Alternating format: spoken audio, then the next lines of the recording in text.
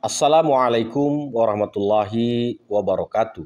Selamat berjumpa kembali teman-teman semuanya. Bersama saya Samsul Umar, praktisi pertanian di channel Maraja Organik. Teman-teman semuanya, khususnya petani padi, di musim rendeng sekarang ini, padi petani itu banyak yang menguning disebabkan oleh beberapa faktor.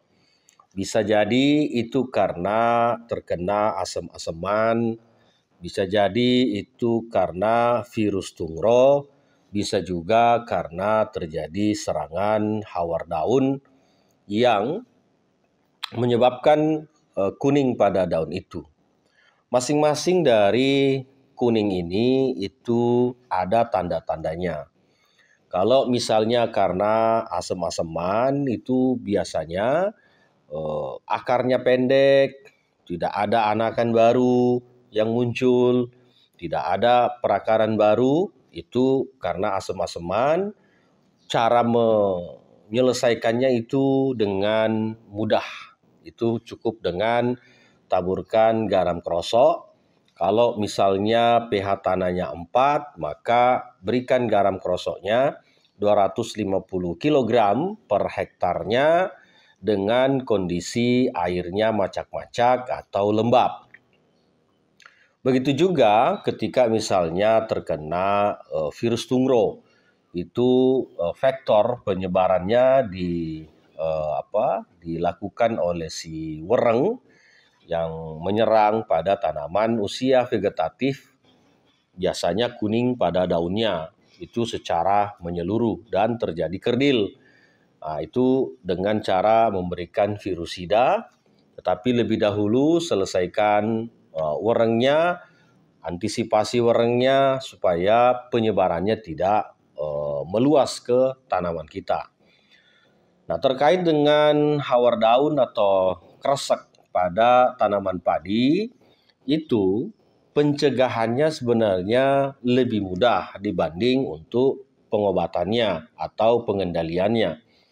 Kalau hawar daun ini itu biasanya diserangnya pada padi yang masih usia vegetatif. Jadi cara pencegahannya itu jangan digenangi air pada areal sawahnya. Sanitasinya, kebersihan areal-areal pematangnya itu juga penting untuk diperhatikan. Karena penyebarannya ini melalui percikan air ataupun dibawa oleh angin. Nah, sehingga ketika misalnya daerah atau sawah kita tergenang terus, itu pasti akan semakin potensi meluasnya akan semakin tinggi. Nah, olehnya yang belum terkena hawar daun ini atau kresek ini, sebaiknya lakukan pencegahan, keringkan areal persawahannya. Dan yang kedua, berikan fungisida dan bakterisidanya. Jadi fungisida ini untuk mengantisipasi blast dan bakterisidanya ini untuk hawar daun.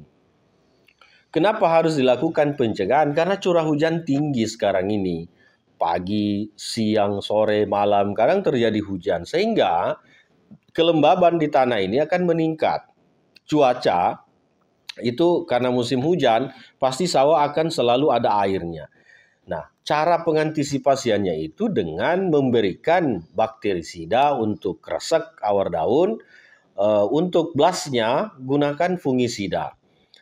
Jangan menunggu terserang dulu, jangan menunggu kuning dulu, bercak-bercak coklat dulu pada padinya, baru kita lakukan pengendalian. Karena teman-teman, misalnya di bakterisida yang kita gunakan itu kalau sudah terlanjur kuning pada daun, begitu kita berikan bakterisida ini, itu tidak akan mengobati atau memulihkan kembali daun itu akan hijau. Tidak mungkin.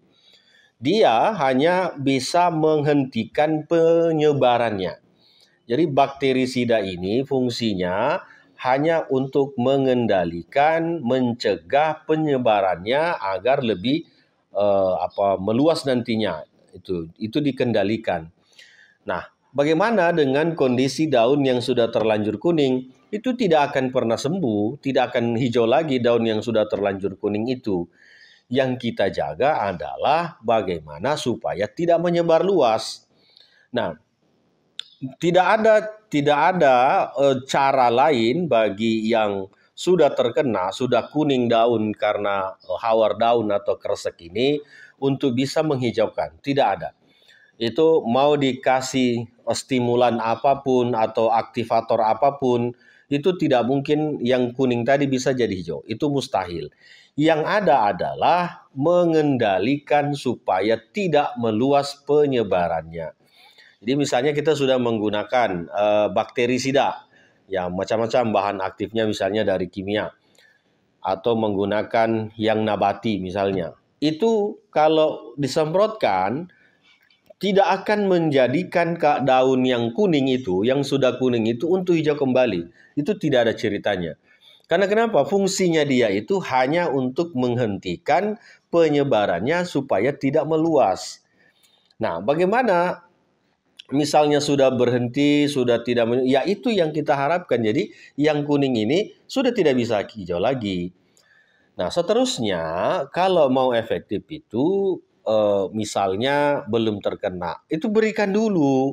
Jadi kelemahan kita ini, petani di Indonesia sudah tahu musim hujan, sudah tahu kelembaban tinggi, sementara padi kita baru tumbuh, kita menunggu terserang dulu, baru kita melakukan pengendalian.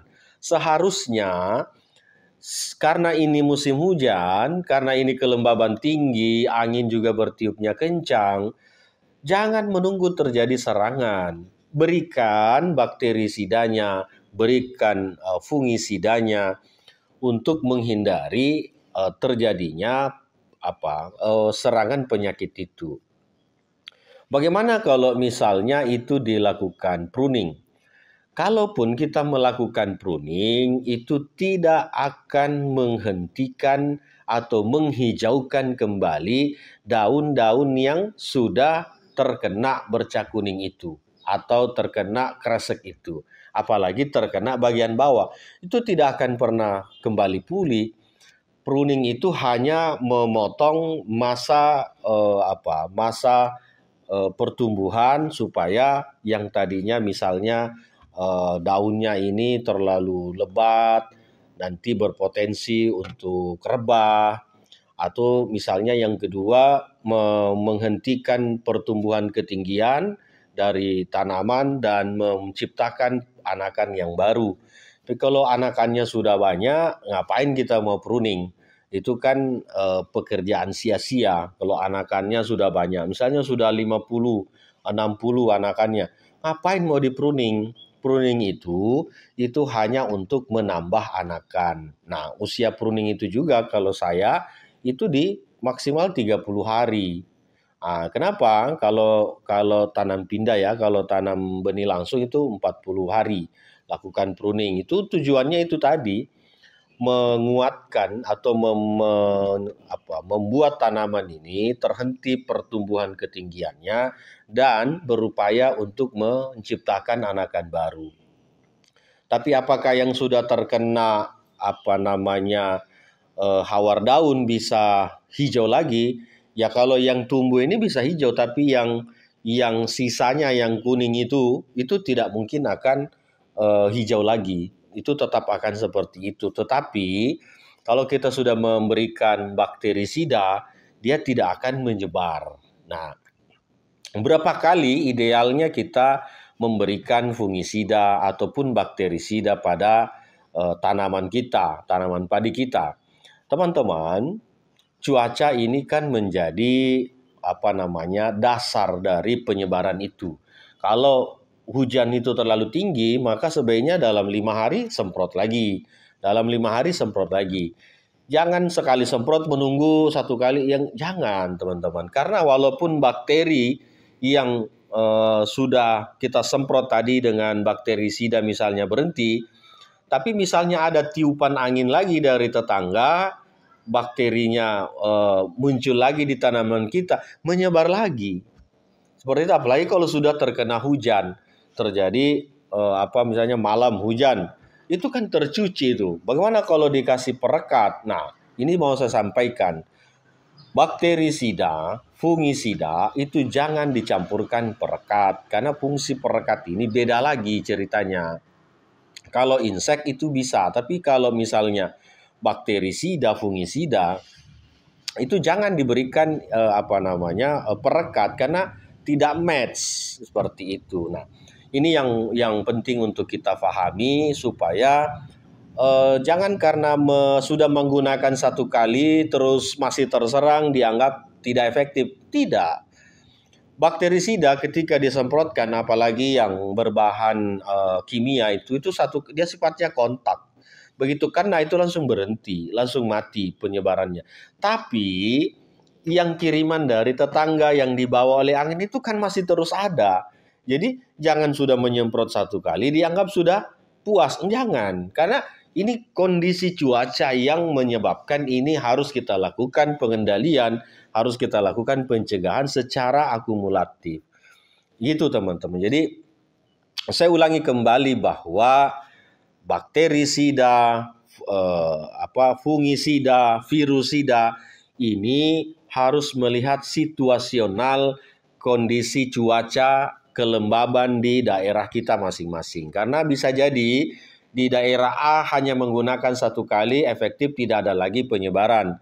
Tapi di daerah lain harus 2 kali, harus 3 kali, itu tergantung situasional. Makanya bagi saya tidak ada SOP yang paten, tidak ada. SOP itu mengikuti kondisional tanaman kita, mengikuti kondisi serangan hama ataupun penyakit. Karena apa? Karena tidak semuanya sama.